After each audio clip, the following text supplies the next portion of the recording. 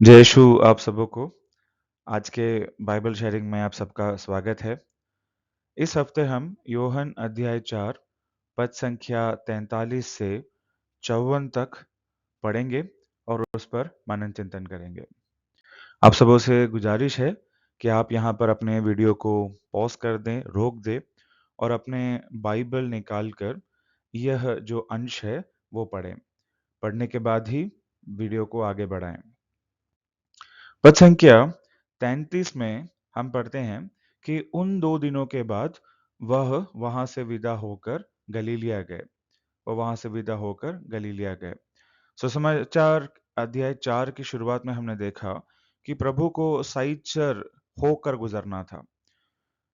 साइचर होकर गुजरना था, इसीलिए प्रभु ने इस पहाड़ी चढ़ाई को चढ़ते हुए अध्याय 4 में साइचर में वह सामारी स्त्री से मुलाकात की, जहाँ पे प्रभु ने अपने आप को संसार का मसीहा के रूप में प्रस्तुत किया। और उस जो समारी स्त्री ने पूरे अपने शहर के लोगों को उनके पास इकट्ठा किया, लेकर आए। इनके सामने समारी स्त्री ने प्रभु के मुक्ति विधान का, प्रभु के मुक्तिदाता होने का साक्ष्य दिया। और वह सब आए, उन्होंने प्रभु को सुना, प्रभु के सुसमाचार पर विश्वास किया और अंत में हमने देखा कि उन्होंने इस बात की घोषणा की कि वो मानते हैं प्रभु के शब्दों को सुनकर कि प्रभु पूरे संसार के मुक्तिदाता हैं। और उनके कहने पर प्रभु उनके साथ 2 दिन वहां पर रहे। इसके बाद प्रभु वहां से अब गलीलिया गए। गलीलिया के काना नगर में, आपको याद होगा अध्याय 2 में प्रभु यहाँ प्रभु ने वहां पे अपना पहला चमत्कार किया था। प्रभु नाजरेत में अपने पूरे बचपन उन्होंने गुजारा है। काना बहुत करीब का शहर है नाजरेत से। और हम अन्य सुसमाचार में पढ़ते हैं कि अपने सेवकाई की शुरुआत होने पर वह नाजरेत से हटकर कफरनहूम शहर में रहने आ गए थे, है ना? तो प्रभु अब यहूदिया से निकलकर समारिया होते हुए गलीली, जहाँ पर वो उन्होंने अपना बचपन गुजारा, जहाँ पे ज्यादातर उनका जो सेवकाई रहा है, वह उस जगह पर वो वापस आते हैं। 44 में हम पढ़ते हैं, ईसा ने स्वयं यह कहा था कि अपने देश में नबी का आदर नहीं होता है। तो अपना देश यानी प्रभु यहूदी हैं, यूदा के वंशज। तो उनका जो देश है वह यूदिया होना था। लेकिन प्रभु ने कहा था कि कोई भी नबी, ये भविष्यवाणी भी है और ये सत्य बात भी है कि कोई भी नबी को अपने देश में आदर नहीं मिलता है। मत्ती के सुसमाचार अध्याय 13 54 से 58 में हम ये पढ़ते हैं, वे अपने नगर आए जहां वे लोगों को उनके सभागृह में शिक्षा देते थे। वे अचंभे में पढ़कर कहते थे, इसे यह ज्ञान और यह सामर्थ्य कहाँ से मिला? क्या यह बड़ाई का बेटा नहीं है? क्या मरियम इसकी माँ नहीं है? क्या याकूब, यूसुफ, सीमोन और यूदस इसके भाई नहीं हैं? क्या इसकी सब बहनें हमारे बीच नहीं रहती? तो यह सब इसे कहाँ से मिला? पर वे ईसा में विश्वास नहीं कर सके। ईसा ने उनसे कहा, अपने नगर और अपने घर में नबी का आदर नहीं होता। लोगों के अविश्वास के कारण उन्होंने वहां बहुत कम चमत्कार दिखाए। ईसा में विश्वास नहीं कर पाए। वे लोग ईसा में विश्वास नहीं कर पाए। क्यों? क्योंकि वह उनका आदर नहीं करते थे। वह उन्हें एक नबी के रूप में नहीं देख पाते थे। उनको वह उन्हें शक की नजरों से देखते थे। और इस अविश्वास के चलते वहां पर प्रभु ने बहुत कम चमत्कार दिखाए। 2 कुरिन्ती कुरिन्तियों के नाम संत पौलुस का जो पत्र है, अध्याय 3 पद संख्या 17 में हम पढ़ते हैं, क्योंकि प्रभु तो आत्मा है और जहां प्रभु का आत्मा है वहां स्वतंत्रता है। प्रभु आत्मा है और जहां आत्मा आत्मा यानी पवित्र आत्मा जहां पर प्रभु है वहीं पर स्वतंत्रता होती है। जहां पर पवित्र आत्मा प्रभु है, जहां पे प्रभु यानी आदर दिया जाता है। प्रभु का मतलब सबसे ऊपर, सर्वोपरि। जहां पर प्रभु तो आत्मा है और जहां आत्मा आत्मा को जो प्रभुत्व मिलता है वहीं पर स्वतंत्रता मिलती है। फिलिपियो के नाम संत पौलुस का पत्र अध्याय 2 पद संख्या 9 से 11 में हम पढ़ते हैं, इसलिए ईश्वर ने उन्हें महान बनाया और उनको वह नाम प्रदान किया जो सब नामों में श्रेष्ठ है, जिससे ईसा का नाम सुनकर आकाश, पृथ्वी तथा अधोलोक के सब निवासी घुटने टेके और पिता की महिमा के लिए सब लोग यह स्वीकार करें कि ईसा मसीह प्रभु हैं। प्रभु का मतलब होता है सबसे ऊपर, सर्वोपरि, प्रभुत्व, है ना? तो ये दोनों जो पद हैं, वो दिखाते हैं कि प्रभु का आदर, मसीह का आदर होना है ना? तभी हमें स्वतंत्रता मिलती है ना? और ये ईश्वर द्वारा स्थापित है, ईश्वर द्वारा स्थापित है कि प्रभु मसीह के नाम से, ईसा के नाम से सब लोग घुटने टेकेंगे और यह स्वीकार करेंगे कि ईसा मसीह ही प्रभु है। तो हम देखते हैं कि यहूदिया में उनका आदर नहीं हुआ।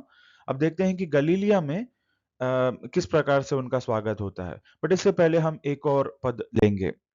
1 पेतरुस 3:15, 1 पेतरुस 3:15, अपने हृदय में प्रभु मसीह पर श्रद्धा रखें।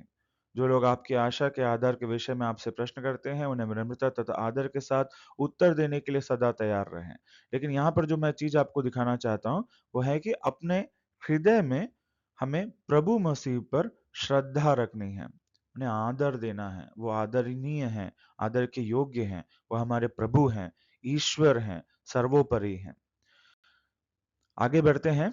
योहन 5, अब योहन अध्याय 4:45, जब वह गलीलिया पहुंचे तो लोगों ने उनका स्वागत किया, क्योंकि ईसा ने पर्व के दिनों में यरूशलेम में जो कुछ किया था वह सब उन्होंने देखा था। पर्व के लिए वे भी वहां गए थे। तो हम देखते हैं कि यहूदी होने के बाद भी यहूदिया में प्रभु को आदर नहीं मिला, लेकिन प्रभु जब वापस गलीलिया आते हैं, है ना, वहां पे लोगों ने उनका स्वागत किया, स्वागत किया, है ना, क्योंकि उन्होंने भी वही देखा था जो यरूशलेम में यहूदियों ने देखा था, है ना, लेकिन इन्होंने स्वागत किया। प्रभु का स्वागत करने से हमें क्या मिलता है? जब हम प्रभु को स्वीकार करते हैं तब हमें क्या मिलता है? योहन 1 पद संख्या 12 और 13 कहता है कि जिन लोगों ने भी उसे अपनाया और जो उसके नाम में विश्वास करते हैं, उन सबों को उसने ईश्वर की संतति बनने का अधिकार दिया। क्या बनने का? ईश्वर की संतति बनने का। जब हम प्रभु को अपनाते हैं और जब हम उनके नाम में विश्वास करते हैं, वह नाम हमने फिलिपी 2:11-12 में हमने पढ़ा, वह नाम जिसके नाम सुनकर धरती, आकाश, पृथ्वी हर जगह पे लोग घुटने टेकते हैं, उस नाम में जब हम विश्वास करते हैं, तो हम सबों को उसने ईश्वर की संतति, ईश्वर की संतान बनने का अधिकार दिया है ना? आगे प्रकाशना 3:20 में प्रभु कहते हैं, ये मैं यानी प्रभु यीशु मसीह हैं, प्रभु कहते हैं, मैं द्वार के सामने खड़े होकर खटखटाता हूँ। यदि कोई मेरी वाणी सुनकर द्वार खोलेगा, तो मैं उसके यहाँ आकर उसके साथ भोजन करूंगा। ये साहचर्य को दिखाता है। भोजन आप उन्हीं के साथ करते हैं जिनके साथ आप फेलोशिप, साहचर्य है, जिनके साथ आप एक हैं, और वह मेरे साथ। प्रभु कहते हैं कि मैं दरवाजे के सामने खड़ा हूँ। जो कोई मेरी वाणी सुनकर, मेरे वचन सुनकर, मेरे सुसमाचार सुनकर द्वार खोलेगा यानी अपनाएगा। द्वार खोलना किसको संकेत दिखाता है? कि आपने अपनाया है। कोई व्यक्ति आपके द्वार पे खड़े होकर खटखटाता है, जब आप द्वार खोलते हैं तो ये आमंत्रण है कि आइए, हमारे साथ आइए। और प्रभु कहते हैं कि अगर आप द्वार खोलोगे, आप मुझे अपनाओगे, मेरा स्वागत करोगे, तो मैं उनके यहाँ आकर उनके साथ भोजन करूंगा। साहचर्य, साहचर्य को दर्शाता है, और वह मेरे साथ। आगे पढ़ते हैं 46 और 47 में हम पढ़ते हैं कि वे फिर गलीलिया के काना नगर आए, जहां उन्होंने पानी को अंगूरी बना दिया था। कफरनाहुम में राज्य के किसी पद अधिकारी का पुत्र बीमार था। जब उस पदाधिकारी ने सुना कि ईसा यहूदिया से गलीलिया आ गए हैं, तो वह उनके पास आया। उसने उनसे यह प्रार्थना की कि वह चलकर उसके पुत्र को चंगा कर दे, क्योंकि वह मरने मरने को है। कौन आया? एक पदाधिकारी आया। पदाधिकारी यानी एक अधिकारी जो जिसका कोई पद था, पद पर यानी एक ऊंचा अधिकारी, और उसका पुत्र बीमार था। ये पदाधिकारी यह रोमन साम्राज्य था, रोमन साम्राज्य का एक पदाधिकारी, यानी यहूदी नहीं था, वो इजरायली नहीं था, वह एक गैर यहूदी था। और उसने जब प्रभु का नाम सुना, उसने आया और उसने उनके साथ विनम्रता से प्रार्थना कर रहा है उसके पुत्र की चंगाई के लिए, पुत्र की चंगाई के लिए, क्योंकि वह मरने मरने को था। मरने मरने का मतलब मर ही चुका था। तो वह आता है, उसने सुना कि जैसे ही ईसा आए हैं, तो वह उनके पास आया और प्रार्थना करने लगा, गिड़गिड़ाया कि प्रभु मेरे बेटे को बचा लीजिए। प्रभु ने क्या कहा? 48 से 50 में हम पढ़ते हैं, ईसा ने उनसे कहा, आप लोग, गैर यहूदी, आप लोग चिन्ह तथा चमत्कार देखे बिना विश्वास नहीं करेंगे, है ना? ये वो लोग हैं, रोमन साम्राज्य के जो लोग हैं, वह जो शुरुआत की जो कलीसिया थी, उस पर सबसे ज्यादा अत्याचार रोमन साम्राज्य ने किया था। और बाद में जब इन्होंने जो चिन्ह देखे, चमत्कार देखे, ये वही रोमन साम्राज्य थे जिन्होंने ईसाई धर्म को अपनाया था। और उनके ईसाई धर्म को अपनाने के चलते ही दुनिया भर में हर जगह पर ईसाई धर्म और ईसाई जो प्रचारक हैं, जो मिशनरीज हैं, वो पहुंच पाए। तो प्रभु ये आप लोगों का जो मतलब कह रहे हैं, गैर यहूदी, खास तौर पे जो रोमन लोग हैं, वो प्रभु कहते हैं कि आप चिन्ह और चमत्कार देखे बिना विश्वास नहीं करेंगे। इस पर पदाधिकारी क्या कहा? महोदय, कृपया चलिए, कहीं मेरा बच्चा मर ना जाए। उसने अपना विश्वास दिखाया, कहा कि वो सब मुझे नहीं पता, लेकिन मुझे पता है, आप अगर मेरे साथ चलेंगे तो मेरा बच्चा नहीं मरेगा। ईसा ने उत्तर दिया, जाइए, आपका पुत्र अच्छा हो गया है। वह मनुष्य ईसा के वचन पर विश्वास कर वहां से चला गया। उसने विश्वास दिखाया। एक गैर यहूदी ने प्रभु मसीह के वचन पर विश्वास किया। उनका सिर्फ ये कहना, जाइए आपका पुत्र अच्छा हो गया है, इस पर विश्वास कर कर वह चला गया। यह फेथ को दिखाता है, फेथ, विश्वास, है ना? हमारा जो आत्मिक जीवन है, जो हमारा क्रिस्तीय जीवन है, उसकी बुनियाद किस पे है? विश्वास पे है। किस पर विश्वास? ईश्वर के वचन पर विश्वास, इसको हम इंग्लिश में गॉस्पेल कहते हैं, है ना? या सुसमाचार। आगे बढ़ते हैं। योहन अध्याय 20:29।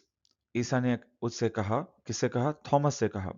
ईसा ने उससे कहा, क्या तुम इसलिए विश्वास करते हो कि तुमने मुझे देखा है? धन्य हैं वे जो बिना देखे ही विश्वास करते हैं। क्या बिना देखे? कोई चिन्ह या चमत्कार देखे बिना जो विश्वास करते हैं, वह धन्य हैं। इस रोमन पद अधिकारी के जैसे, जिसने बिना देखे प्रभु में विश्वास किया, वह धन्य है।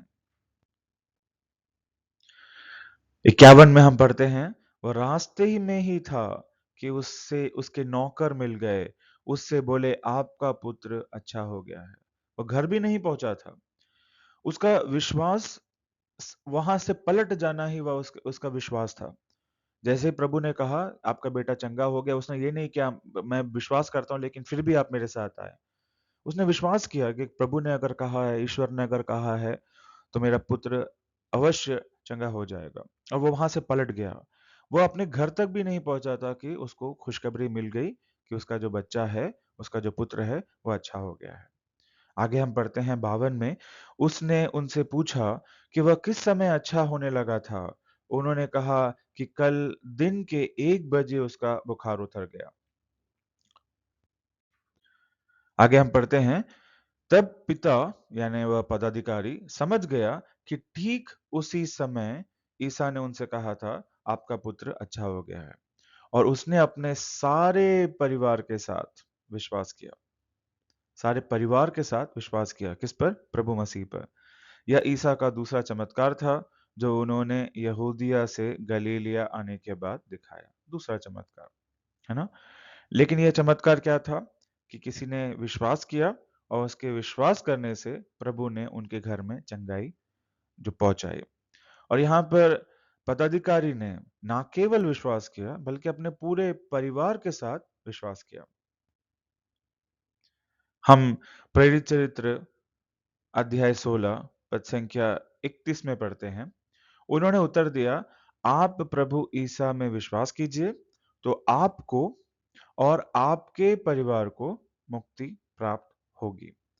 जब हम प्रभु मसीह में विश्वास करते हैं, ना केवल हमें मुक्ति मिलती है, लेकिन हमारे आचरण को देखकर हमारे परिवार को भी मुक्ति का अवसर प्रदान होता है। यही चीज हम प्रेरित चरित्र अध्याय 11 पद संख्या 14 में भी पढ़ते हैं। वह जो शिक्षा सुनाएंगे उसके द्वारा आपको और आपके सारे परिवार को क्या प्राप्त होगी? मुक्ति प्राप्त होगी। शिक्षा सुसमाचार सुसमाचार को दिखाता है। सुसमाचार क्या है? शुभ समाचार। शुभ समाचार यह कि प्रभु मसीह इंसान बनकर आए, उन्होंने एक पाप मुक्त जीवन बिताया और स्वेच्छा से अपने आप को क्रूस पर अर्पित कर दिया। वह हमारे लिए मरे और तीसरे दिन जैसा उन्होंने कहा था, वह कब्र से उठाए गए, जी उठाए गए। यह सुसमाचार है। अगर हम उनके क्रूस में विश्वास करते हैं तो हम भी अपने सारे पापों से मुक्त हो जाएंगे और मरने के बाद भी पुनर्जीवित कर लिए जाएंगे। यह सुसमाचार है। यह सुसमाचार पर जो भी विश्वास करता है वह न केवल अपने आप को मुक्ति प्रदान कराता है बल्कि अपने सारे परिवार को भी मुक्ति के मार्ग तक लेकर आ सकता है। मार्कुस 16:16 में हम पढ़ते हैं, जो विश्वास करेगा और बपतिस्मा ग्रहण करेगा। किसका बपतिस्मा? प्रभु पिता पुत्र और पवित्र आत्मा में जो बपतिस्मा ग्रहण करेगा उससे मुक्ति मिलेगी।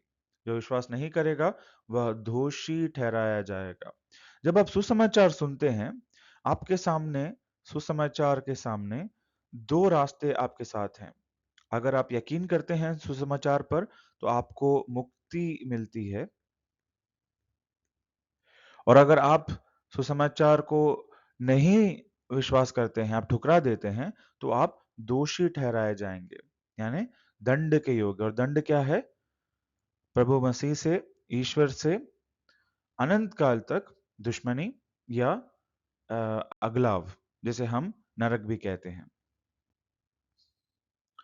क्या आप यीशु मसीह और उनके अद्भुत सुसमाचार पर विश्वास करते हैं? तो बधाई हो, आप और आपका पूरा परिवार उद्धार पाए हैं।